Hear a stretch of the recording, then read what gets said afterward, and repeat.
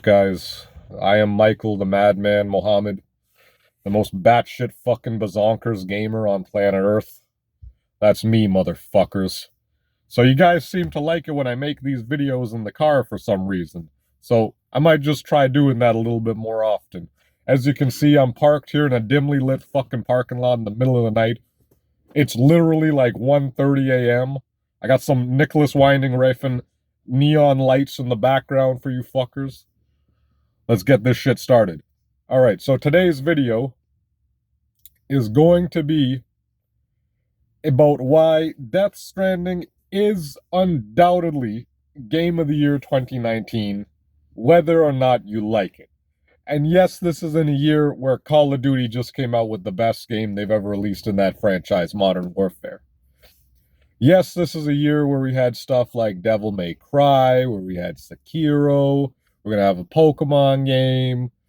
We had that fucking Link's Awakening remake that only the most devout of Zelda shills actually put down $60 for. Like, there have been some decent games that came out this year, don't get me wrong. But I think when you look at the big picture, nothing is gonna top Death Stranding. And no, you fucking retards, it's not just because Jeff Keighley runs the Game Award show. You fucking retards, man. You know what I hate about you guys the most? We're just gonna get right fucking into it. You know what I hate about you guys the most, man?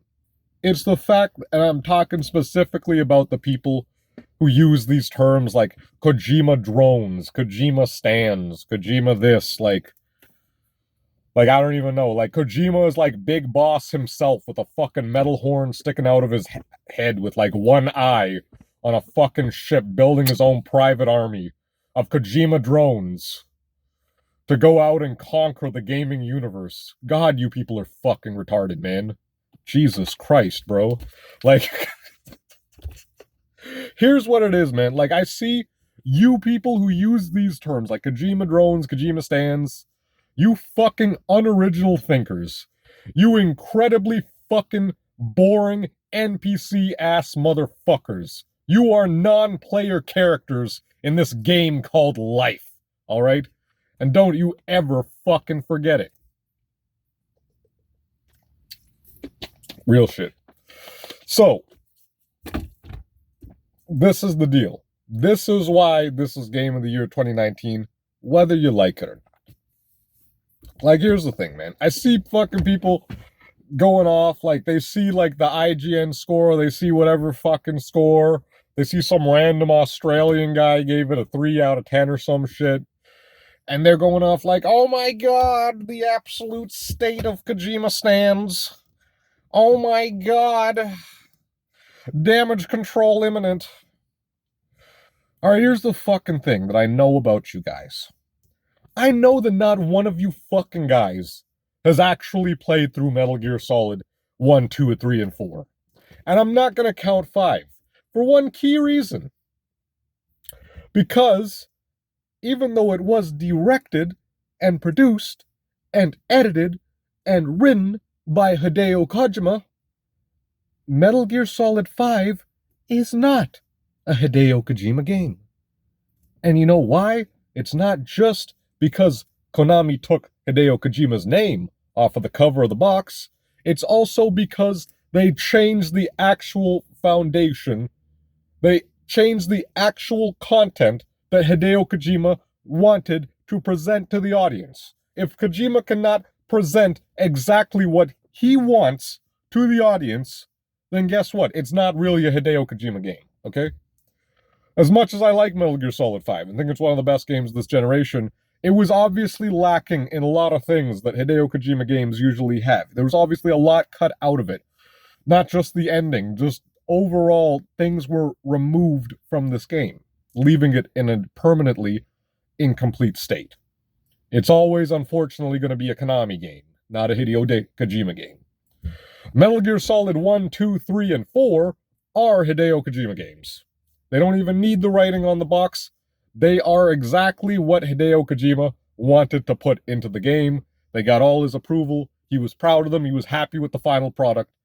If you have not played these 4 games, I will never at any point in time give a single fuck about anything you have to say about Hideo Kojima. Okay? Bottom line, I'll never give a single shit about anything you have to say about Hideo Kojima. Cause you personally, like, here's the thing. Here's why I don't care. Let's say an alien came from Mars, and they asked me, who is the most revolutionary video game director on planet Earth? They live on a planet where all they fucking care about is video games, and this is their first priority when they come to our planet. They want to know about our fucking video games. So I'll tell them, Hideo Kojima. And then they'll ask me, well, why is Hideo Kojima so revolutionary? The honest-to-God answer is, there's no fucking way I can explain that to you in like 10, 15 minutes. I don't think I could explain that to you in 1 hour flat. I don't think you would get it. I don't think you'd fully understand what it means to play a Hideo Kojima game until you've actually played a Hideo Kojima game. Like, from beginning to end, when you've actually experienced it, then maybe you'll start to get an idea of why. After you've completed 1 or 2 Hideo Kojima games. Then maybe you'll get it. But until then, I really don't even want to fucking bother explaining it to you. That's the thing, man. I'm done with even trying to fucking explain it to you guys. Because you guys use these terms, Kojima drones. Yeah, dude. If you have never played these games, you do not understand why people hold Hideo Kojima in such high regard. You do not understand why this guy is the most celebrated video game director in the world today. You guys do not understand why people will not give a single fuck about any review of this game, and they will play it them fucking selves. Because that's the real review of Hideo Kojima's Death Stranding game. That's the real review. The real review isn't the reviews. The real review is the people. Because if you noticed, a lot of the people, while they enjoyed the gameplay of Metal Gear Solid 5, they felt deeply like something was lacking. It just didn't have that same impact that Metal Gear Solid 4, or Metal Gear Solid 3, or even 2, or 1 had. Because something was cut. Something was removed from the equation to make it not quite a Hideo Kojima game. It was almost there, but something crucial was pulled out from under the rug by Konami. And we know this. And that's why so many people, even though the game got perfect reviews, say that they felt dissatisfied by that game. And I don't say that I feel dissatisfied by the game, but I do believe the game could have been a much better product had Kojima had the chance to actually finish his game, which he did not. So, what I'm getting at is, I don't want to explain why people care so much about Hideo Kojima games unless you're willing to actually play through his game, which I know you're not, because you're a fucking NPC. You don't even fucking exist. God is just going to delete you off this fucking planet one day, and guess what? A bunch of NPCs will cry at your funeral. No real people will give a fuck. Okay? That's the solid truth. The undisputed truth, man. I'm sorry, guys. I'm just going to go raw dog today. I'm going to pull the condom off. See, here's the thing, man. With Death Stranding, we are finally gonna get a game that is pure motherfucking Kojima.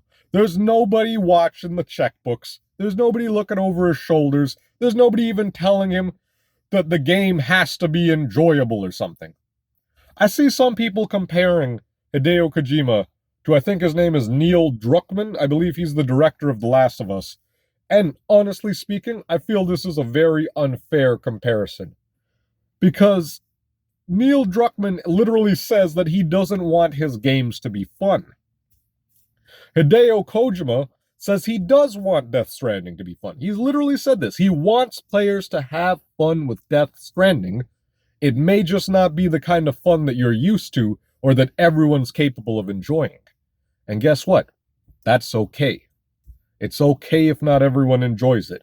It's okay if the game itself is an autism simulator. Because guess what? I like autism simulators. I liked all the autistic bullshit in Metal Gear Solid 5. And I know there's other people like me out there. So it's okay if you don't enjoy it. Some people out there will. And the people who have the patience to really dig into this game and experience it, I don't even know what we're going to experience. I mean, I'm looking at you right here telling you the Death Stranding is Game of the Year 2019, and I don't even fucking know if I'm going to enjoy the game. I don't even know if I'm going to enjoy the game. That's the honest to God truth. But the thing is, man, I'm going to experience it. I'm going to experience it. For better or for worse, I can't fucking wait to experience it. I can't fucking wait to be drawn into that world and see exactly what it is Hideo Kojima wants to show me.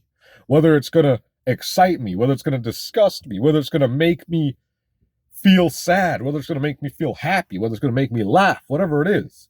I can't wait to experience whatever the fuck Death Stranding is. And the fact that the critics are so divided tells me that Hideo Kojima was jealous of his good friend Nicholas Winding Refn.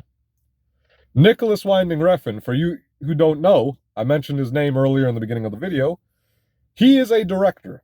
He directed the film Drive, he directed Valhalla Rising, he directed the Pusher trilogy, he directed Only God Forgives, he directed Neon Demon, and he directed Too Old to Die Young.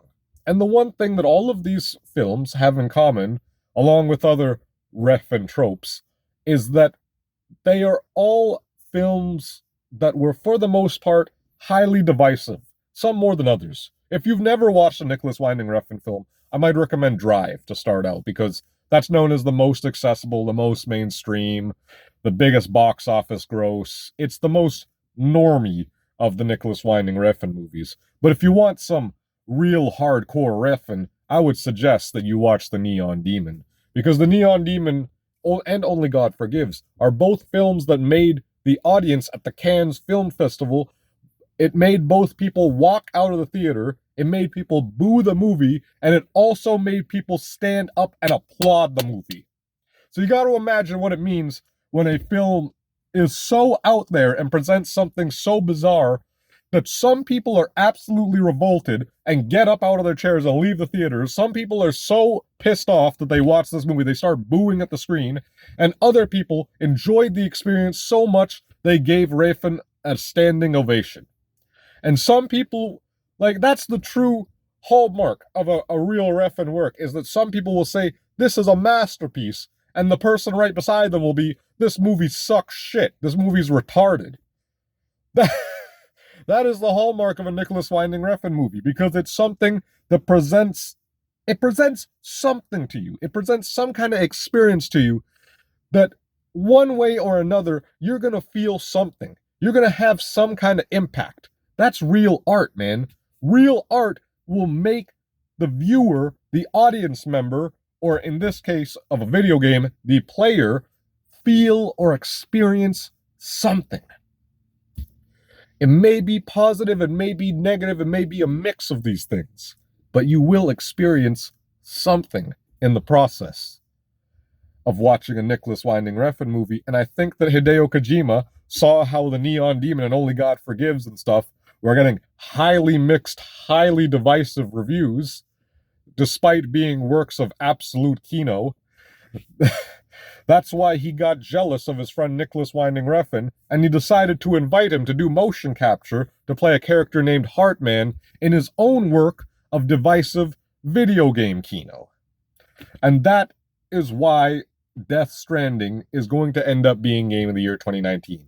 Whether you like it or not. And I mean that very explicitly. There are people who are going to say they did not enjoy the experience of playing the game, and yet at the same time, they're glad they experienced it.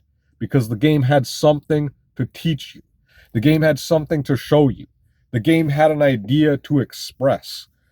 Think of the microwave scene from Metal Gear Solid 4, where you're crawling along the ground and you're watching Snake cough and puke, and he's in horrible fucking pain, but he still hears the voices of all the people who need him to save the fucking world, basically.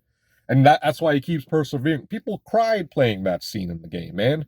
Because you're watching the hero of Metal Gear Solid 1 and 2, like, literally suffering to the maximum extent in this scene, and persevering. It makes you, as the player, feel like you are Solid Snake, or at the very least you feel that sympathy, that empathy for old Snake as he's crawling across the ground, burning his flesh. That's the true artistic merit of a Hideo Kojima game. It will make you feel something for better or for worse.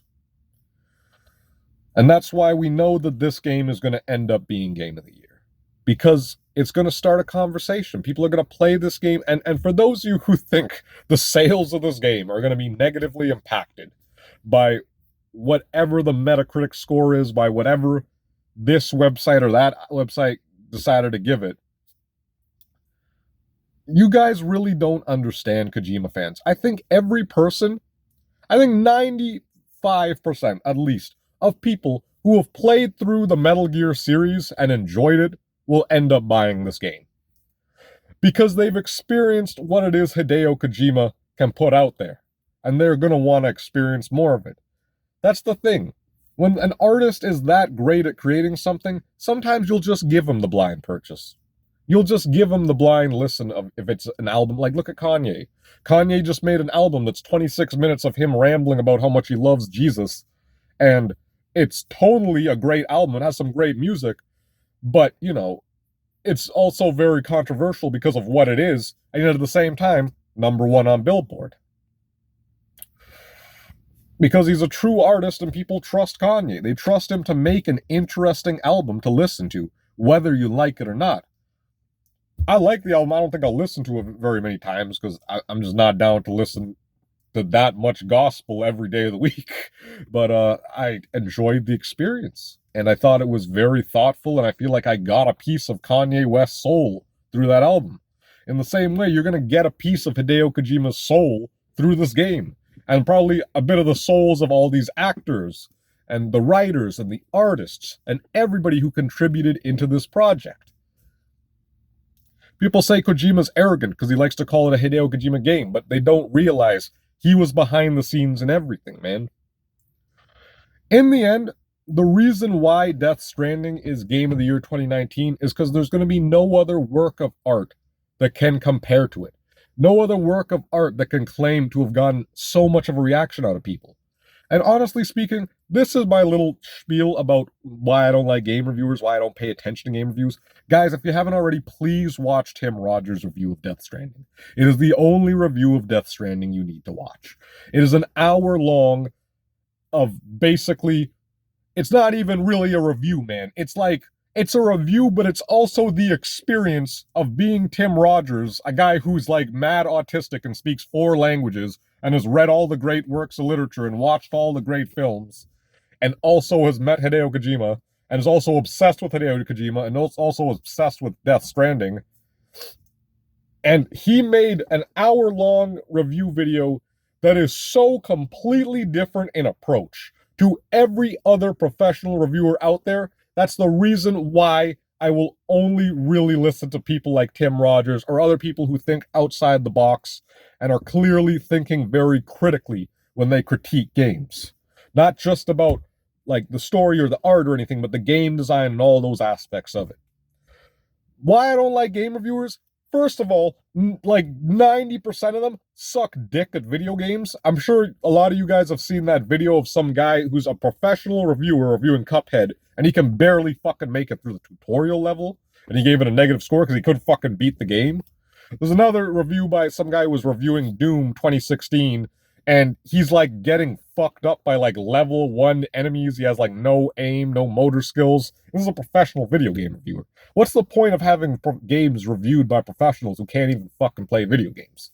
Which is honestly my opinion of most video game reviewers. One of my favorite games of this year, Ace Combat 7, which honestly speaking is like my second in line game of the year contender, basically, Ace Combat 7, is a magnificent fucking game, is a magnificent fucking arcade flight game, is a magnificent fucking campaign with all kinds of customization options and a great multiplayer and DLC that just came out, even though the campaign was very complete and had a ton of shit in there to begin with and had tons of replay value and a great and interesting story. And, you know, most critics are rating this game like 7 out of 10 and shit because it's actually a challenging fucking game. And guess what? In a game called Ace Combat, you have to actually fly the plane like you are a fucking ace, or else you just fucking lose. That's why the game was so much fun, because I had to fucking get good. I had to sit there and actually get into the point where I'm like, holy fuck, I feel like Jesus in a fucking F-35 fighter jet, bro. Holy fuck. This shit's badass. And then you unlock that F-22 Raptor, and you feel like Raptor Jesus. That's why I loved Ace Combat 7 so damn much. I know I've mentioned Ace Combat 7 so many times. Eventually I'll make a video about it and why it kicked so much damn ass. But anyways, IGN gave that game like a 7 out of 10. IGN Japan gave it like 9.5 out of 10. I find IGN Japan has much more well thought out critical reviews that's seen by people who are not only competent about video games, but very competent about thinking about video games critically. So basically, that's my thing. I think 90% of video game, not even 90, like 99% of video game reviewers in the West especially suck ass at video games and can't even really elucidate why a game is good or bad. They can't fucking tell. Most of these people are like, they're failed journalists who wanted to work at CNN or BBC or something, and they don't take video games seriously because they don't fucking care about video games. And that's why their reviews are fucking stupid. Like, bro, I'm just excited to experience this game. I'm just excited to experience the music and the world and the fucking different gadgets and the different fucking challenges and the little fucking NPC characters played by like random fucking American and Japanese celebrities and stuff. Like, there's gonna be so much stuff to experience in this game. I don't give a shit if every single review was 0 out of 10. The game is too fucking bold or whatever the fuck they say. I don't care. I can't fucking wait to experience this game. I can't fucking wait to spend like 80 hours in this world. I can't fucking wait to make another fucking half-hour long video after I beat the game just so I can sit down and make sense of what the fuck I just got put in my head. I can't wait to watch a million fucking videos just trying to understand what I just played. I can't wait for that shit, man. It's gonna be a fucking experience, and you're invited to come along too if you play the fucking game. And that's why it's gonna be Game of the Year 2019, because no other game is gonna be able to profess to have created this much of a reaction out of people. It cannot claim, no other game will be able to claim to have made people think and analyze and put themselves in the position of like a UPS guy. Like Tim Rogers said, this game will make you shake like a DHL delivery guy's hand or some shit, man. Like you will respect your delivery man more after playing this game. Because a lot of what this game is about like teaching empathy and all that stuff. All I can say, man, Hideo Kojima, I'm all yours, baby. I'm Michael Mohamed, Mike the Madman Mohamed. Thank you for watching. Thank you for enjoying this weird-ass video. And I hope you guys enjoy Death Stranding too. Take care, my friends.